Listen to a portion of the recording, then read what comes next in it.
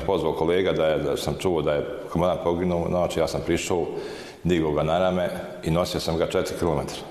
Nisam tad mlado svoj ni žalio ni da poginem da tog komandanta, to je jedan komandant pravi koji je stelio, želio da stvori svoju srpsku državu.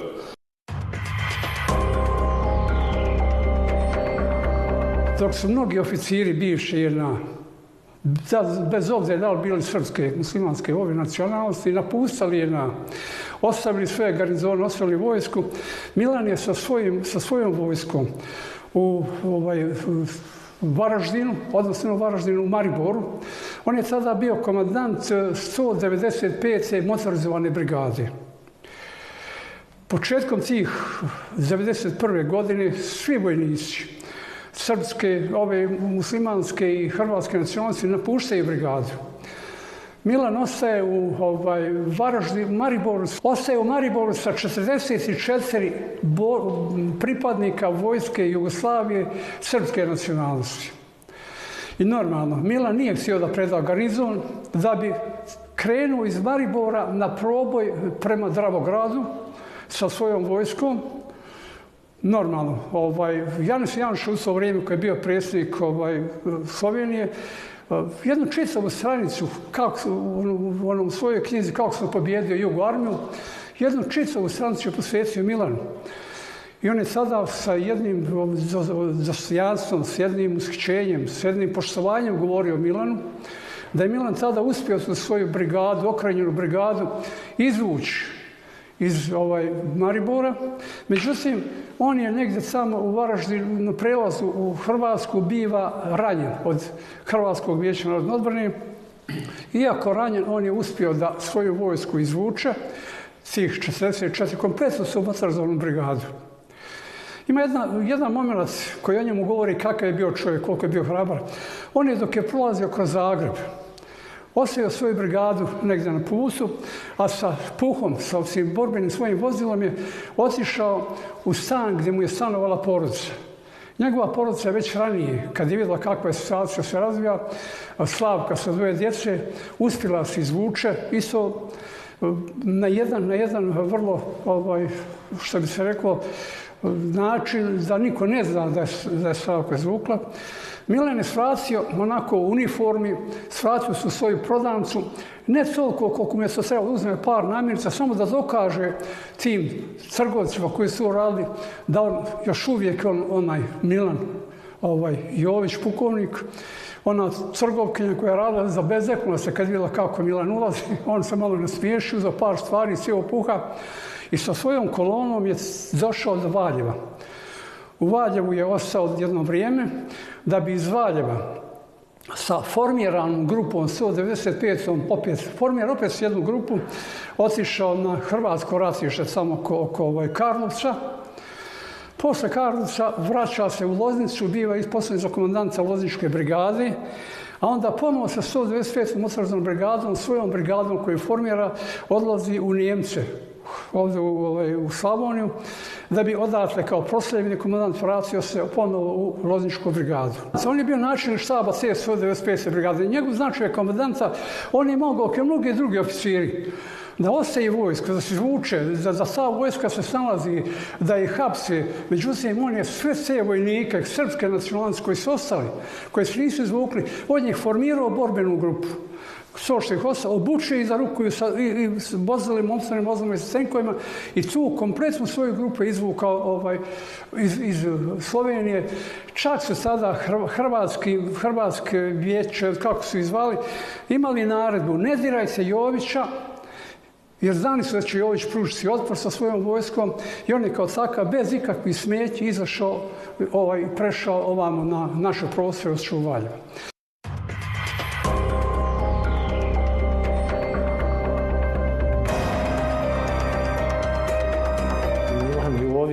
Kao lik njega kad vidite, bilo je dovoljno da vidite pravom smislu starješinu. Starješinu onako kako ja i starije generacije od mene pamte iz Jugoslovenske narodne armije sa stavom, sa držanjem vojničkim, sa svim onim što je imao nekadašnji oficir Jugoslovenske narodne armije i svu tu disciplinu mogu si da vidiš u jednom čovjeku, to je bilo u Milanu Joviću. Takvih oficira je bilo samo par u otadžbinskom ratu koje sam ja vidio ovdje.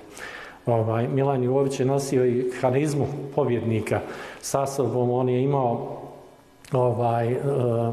takav stav zauzima da nema nešto da ne možeš i da nećeš uraditi i da ćeš ga odbiti da ovo dan, nego se jednostavno to što on pričao moralo raditi. Od naše brigade je uspio da napravi jednu od najboljih brigada sigurno u Republici Srpskoj, jer takav je on bio da si morao i ti to raditi što on od tebe traži. Upoznao sam Milana Jovića 1992. godine kod spomenika u Trnovoj Donjoj i tad smo postali, nije mi do sada znao da sam u jedinici prve majčke brigade i tako smo se spojili i povezali.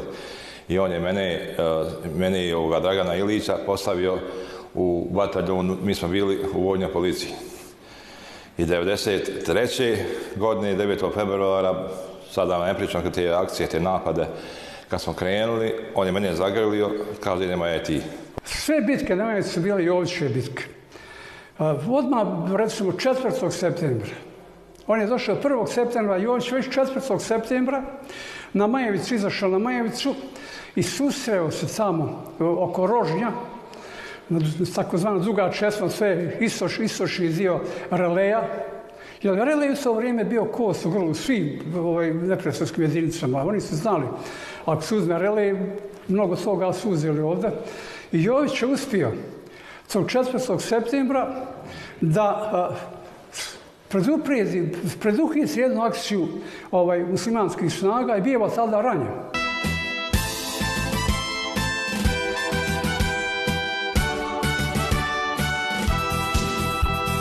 Majevice, otkad si postala, ti si srpska bila i ostala, a naša si vjekovima bila i ponosno širila si krila. Naša si vjekovima bila i ponosno širila si krila. Ko to pjeva u ljutom boju, ko to brani grudu svoju, ko to tjera crne ptice sa planine Majevice. Majevička prva, to je brigada, u legendu ulazi sada. Majevička prva, to je brigada, u legendu ulazi sada. Dok je on bio komandant, u svim akcijama smo učestvovali zajedno, u skoro svim. Znači, ako mi nismo bili na ovom Majevičkom dijelu, znači bili smo negdje ovamo na drugom dijelu Majevice u koordinaciji. Znači, naše akcije, naše borbe su vođene koordinisano pod njegovom komandom. Znači, ne moramo mi zajedno da budemo u istoj akciji, nego ako je negdje loparski dio gore, mi smo na loparskom dijelu da bi odvukli neprijatelja, a recimo neki drugi jedinice pod njegovom komandom su vamo na Teočaku, na Majevici gore, na Releju, na Stolicama, tako. Znači, u tim borbama pretežno u svim. Znači, od Teočaka do Releja, Stolice i gore dijela loparskog Majevičkog dijela. Kod mene na liniji, kad smo mi odrađivali cursano brzo, 23. do 25. Jović je 23. tog dana došao na istreno komandno mjesto mog bataljona, odnosno brigade, da prati akciju. Iako nije bio tada naš pripadnik Vojske Republike Srpske, prati akciju da bi, recimo, 29. avgusta Jović dolazi ponovo u našu jedinicu i mene moli, ajde da izađu na Majevicu da vidimo šta imaš na Majevici.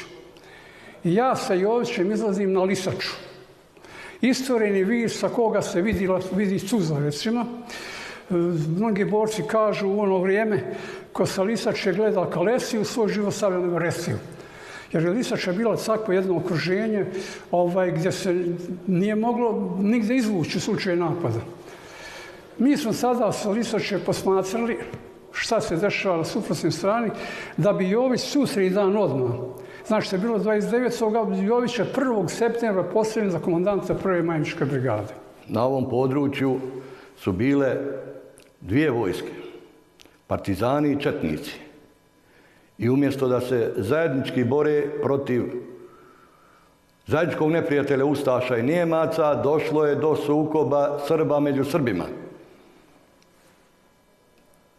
Malo smo se prepali i toga ovdje kad je počeo ovaj rat 1992. Bilo je nezgodno. Svi su imali simpatije, jedni prema partizanima, jedni prema četnicima i bojali smo se da ne dođe do nečega sličnog. Međutim, dolaskom pukovnika Jovića, koji je školovani oficir tadašnje Jugoslovenske narodne armije, oficir sa renomeom, je ovdje uspio nas sve da svede pod jednu komandu. Moja jedinica je do tada bila pod komandom korpusa. I dolaskom Jovića je formirana prva interventna četa 1. Majničke brigade u koju smo ušli mi, specijalna jedinica Mandini Lavovi, prva interventna četa Stevo Popović pod komandom Zorana Pepića Zije i tenkovska jedinica. I pukovnik Jović je nas, da kažem, stavio pod jednu komandu da ne bi došlo do onog što se dešavalo u prošlim ratovima, da ne bi došlo do zavade između Srba, da udare Srbi na Srbe. Bilo je čak problema i kad je on došao, otimali se mnogi i on kao oficir vojske Jugoslavije imao otpora prema nama koji smo stavili kokardu na čelo, koji smo širili to četništvo. Međutim, svojom mudrošću je on uspio i nas malo da smiri, a i ove svoje protivnike i on malo da popusti prema nama, tako da je od nas napravio jednu jaku vojsku i jedne jake jedinice koji smo odbranili, hvala Bogu, u našu Majevicu i dan danas uživamo u tim plodovima naše borbe. Veliki broj Trnovaca i Trnove je u Drugom svjetskom ratu bio u partizanskom pokretu.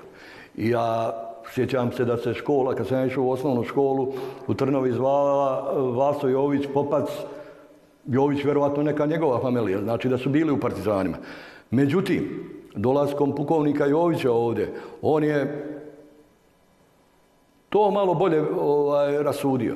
Znači, neću ni komuniste, ni četnike, ništa, nego ćemo napraviti jednu srpsku vojsku koja nije razmišljao u stilu tih njegovih predaka Trnovaca koji će praviti komunističku vojsku, koji će da prave idealizam i međunarodni internacionalizam i internacionalu ili kako se to već u to vrijeme zvalo.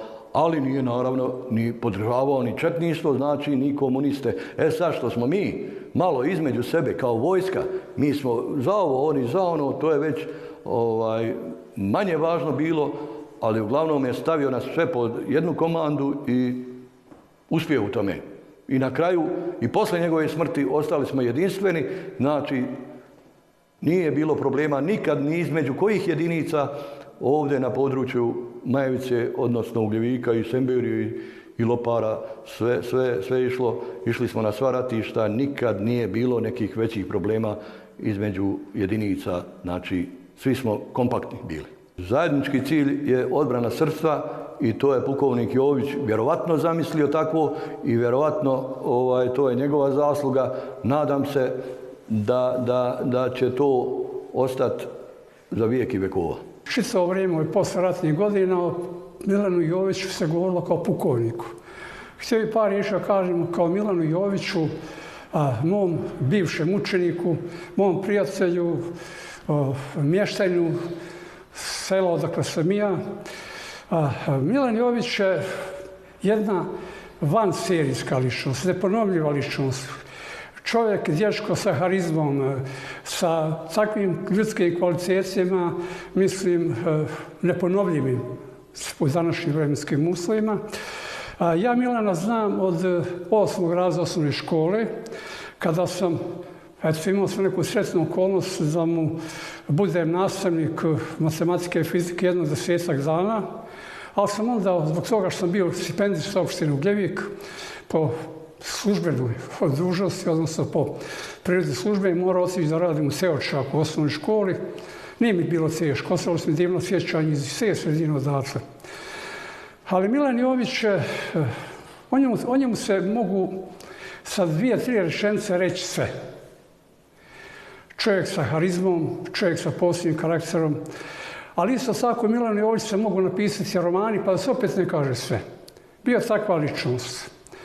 Dovoljno ako kažem da je Milan Jović kao učenik 8. razreda osnovne škole ispred Čicove regije odavde, Ugljevičke, Bijeljinske, Suzanske, išao kod maršala Tisa za 25. maj kao učenik generacije s ove sredine.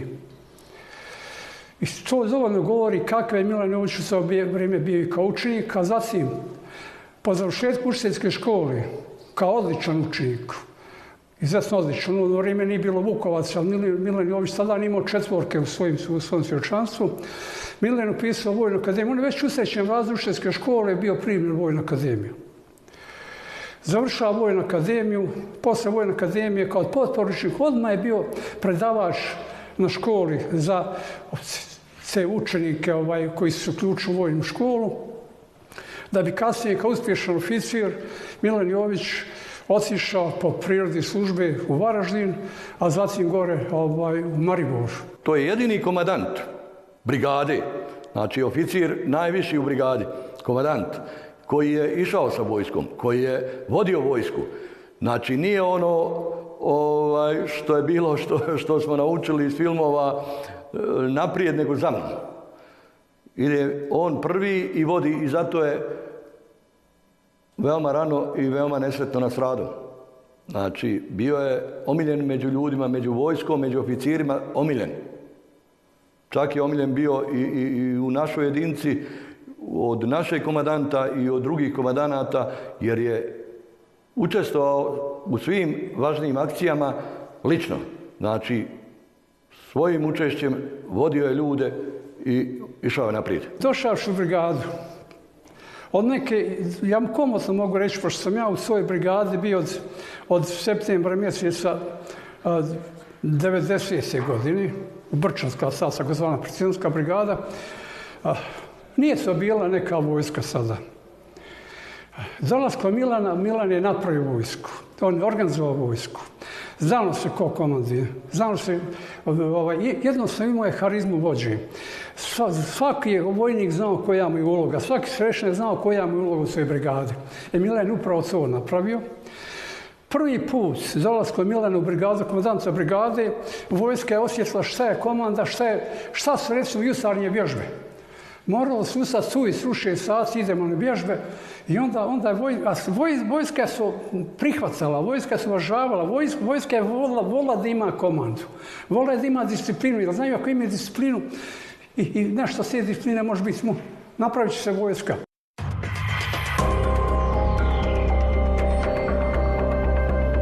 On od kako je došao, znači on se nije smirivao. On je bio na Majevici, bio na Tursanovom brdu, bio u Mezgraji, bio non stop sa vojskom. Gdje se god pucalo, tu je stizao pukovnik Jović.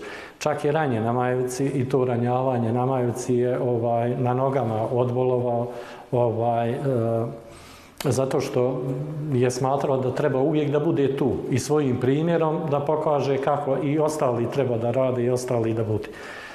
Za kratko to vrijeme što je bio je napad na Majevicu kad se on pojavio i kad se ranije. Jedan od jačih napada se tad desio, baš nekada u septembru, oktobru mjesecu, gdje je on ranjen po 3. put, tu mu je bilo 3. put, stizao je na svako mjesto i uspio da pomjeri linije, da utvrdi bolje. Za tih 6 mjeseci mnogo što je uradio, ono što posle nisu mnogi za čitav svoj period proveden nisu uradili.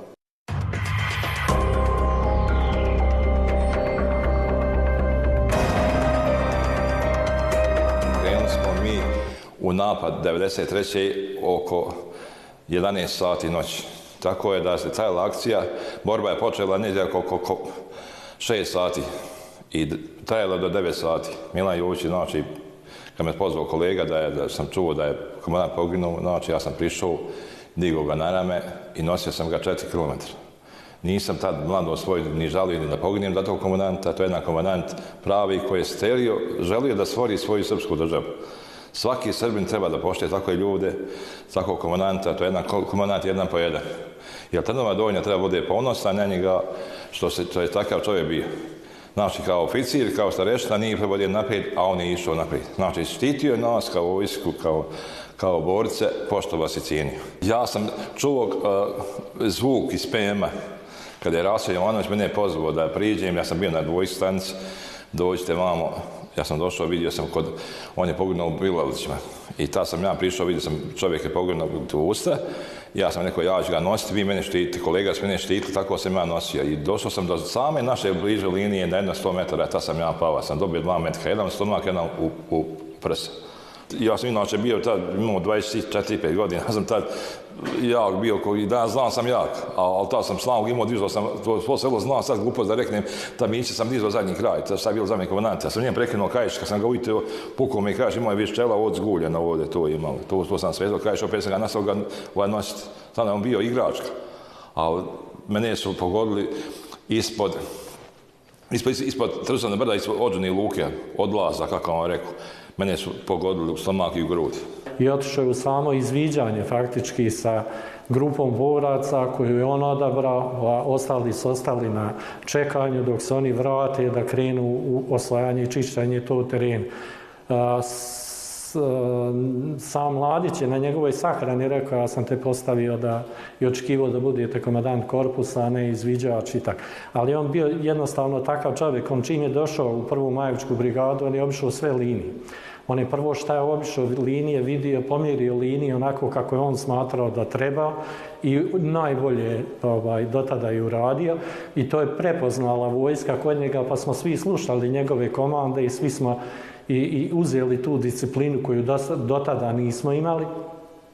Vidjevši da on poznaje način ratovanja i taktiku i sve i ono da je došao među nas pravni oficir koji će i uvesti red.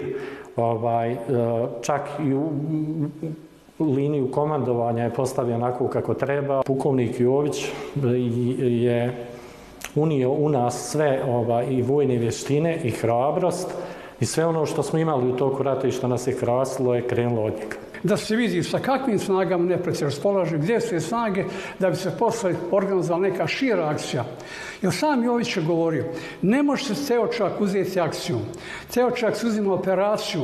Treba je najmanje 2 brigade da se organizuje da bi se Ceočak uzeo, da bi se imalo što manje gubitaka. I Jovića namjera bila toga dana izvršiti neko nasilno izviđanje. Ima jedna plava kuća, ja sam radio u Ceočaku, znam tu plavu kuću. Znam da je pored pusta koji izlazi u Ceočak, gore Bilalića. I Milan je došao do te plave kuće i vidimo nema ga više. Zašao iza te plave kuće. Ja sam znao da iza te plave kuće pruža se jedna velika čistina prema Stražbi, prema jednom visu i znao sam da iza te kuće mogu biti neprijateljske snage. Nakon par minuta nemamo vezu, Pero Mićunović pita šta je, gdje je Drago, ono javlja se njegov pratilac, kaže glavni više nije s nama. Tad je bilo sve jasno, sekunda prisluži njegova pratnja Milanova, da bi ga posle nekako izvukli prilikom izvlačenja, bivaju 2-3 ljudi naših ranjenih. Početkom rata Teočak je bio nama na smetnji. Pošto smo branili Majevicu, ostao nam za leđima. Znači, to je bio trn u oku, smeta nam. Sad, što ga mi nismo zauzeli, to je veća politika, da li se to moglo, da li nismo mogli. On nije bio neki, kako rekoste, značajan industrijski centar ili nešto, ili poljoprivredni, ništa. Međutim, bio je uvučen u Republiku Srpsku ovih dana, danas je ostao iza naših leđa, znači bio nam je trn u oku i bio nam je za leđima. Morali smo veliki broj boraca i ratnika da ostavimo tu, da se branimo od Teočaka gore kad smo recimo na Majevici na Releju. na stolicama, jer stolice su bile najznačajnija kota i najznačajniji položaj koji smo mi branili u toku rata, osim naših sela, naravno, i stanovništva. Problem je ostao do kraja rata da nam je Teočak iza leđa i uvijek nam je zabadao nož u leđa i upadao tu u naša sela, pravili su nam probleme. Inače, da smo ga zauzeli na početku rata, oslobodili bi 100 kilometara linije, a to je veliki broj ljudstva je mogao se rasporediti na druga ratišta.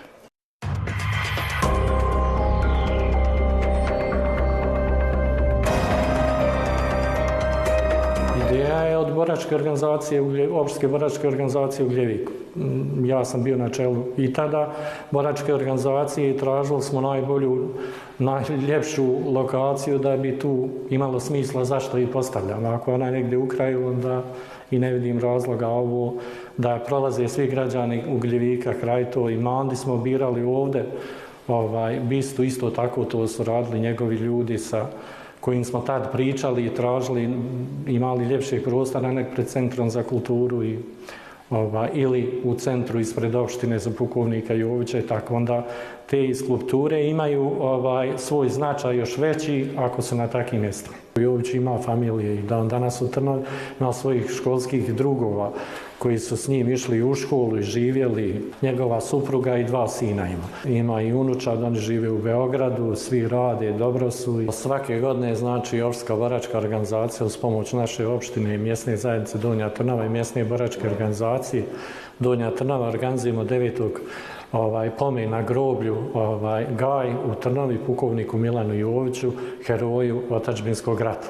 Zbog toga što je on to zaslužio i što mi iz opštine boračke organizacije smatramo da nikad ne treba on i ljudi slični njemu biti zaboravljeni ni od nas, ni od našeg grada, ni od naše republike, jer su dali život za ono što danas imamo, a to je Republika Srpska i to je sloboda u Republici Srpskoj, za koju su oni izborili i platili svojim životom. A ta manifestacija se ukupno zove Jovićevi dani. To je posvećeno, znači 9. februara je parastos na groblju, a uvijek krajem februara, vikend kad bude, mi organizujemo u Gljeviku završnu manifestaciju, odnosno na akademiju, gdje raspišemo u januaru već takmičenje u literalnim radovima u našim školama, osnovnim i srednjom, gdje se uvijek piše o otadžbinskom ratu, o ljudima koji su stvorili Republiku Srpsku i tako, onda sprovedemo to takmičenje, na toj akademiji se nagrađuju najbolji radovi i imamo prilagođenu tom događaju akademiju i bude posjećena od strane i boraca i porodice Jović i svih i na taj način čuvamo od zaborava naših pukovnika, naših komandanta.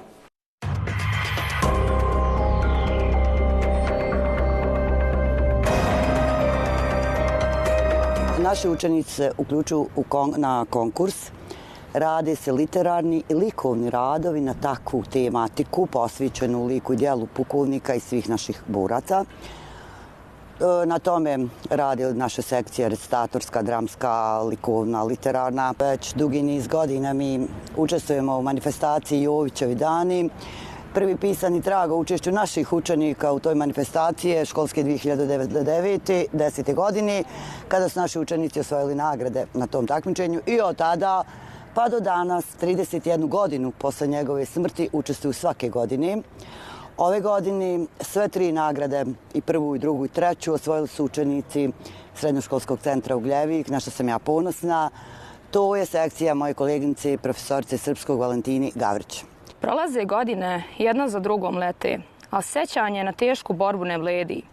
Sjedim u sobi dok baka čarape plete i slušam dok besjedi moj djed sjedi. Ne može sjećanja na heroje da izbledi, iako je mnogo vremena prošlo, ne da to moj djed sjedi. Mnogi su pali, ali je bolje vrijeme došlo. Ne dam ni ja da nešto što je sveto padne u zaborav tako lako, ne dam. Jer ako bude tako, slobodu možemo izgubiti lako. I evo, zakletvu dajem sada, pred djedom, Bogom i pred svima. Zaboraviti nećemo nikada i pamtit ćemo sve dok nas ima.